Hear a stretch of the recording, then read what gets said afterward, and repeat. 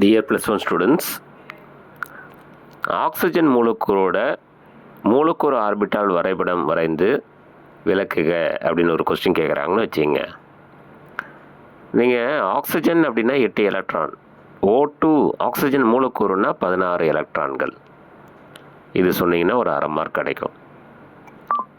இதோட பிணைப்பு திறமை NB-Na/2 8 - 4 / 2 = 2. அதாவது ஒரு ஆக்சிஜனுக்கும் இன்னொரு ஆக்சிஜனுக்கும் இரட்டை பிணைப்பு இருக்கும் அப்படிங்கிறத சொன்னீங்கன்னா இதுக்கு ஒரு 2 மார்க் கொடுப்பாங்க. 2 + 6 2.5 மார்க் வந்துருச்சு. இதில் காந்த பண்பு, அதாவது பாரா காந்த பண்பு, இதை நீங்கள் சொல்லிடணும். ஒருவேளை 5 மார்க் கொஸ்டினில் கேட்டாங்க அப்படின்னு சொன்னால் நீங்கள் கண்டிப்பாக டயக்ராம் மென்ஷன் பண்ணணும். சரிங்களா? டயக்ராம் உங்கள் புத்தகத்தில் இருக்கிற மாதிரி நீங்கள் மென்ஷன் பண்ணிவிடுங்க. உடனடியாக VSEPR கொள்கையில், அதாவது மூலக்கூறு ஆர்பிட்டால் கொள்கையில் ஆக்சிஜன் மூலக்கூறு, நைட்ரஜன் மூலக்கூறு இந்த ரெண்டுத்தில் ஒன்று நிச்சயமாக பப்ளிக்கில் வர்றதுக்கு வாய்ப்புகள் அதிகம் இருக்குது. சரிங்களா?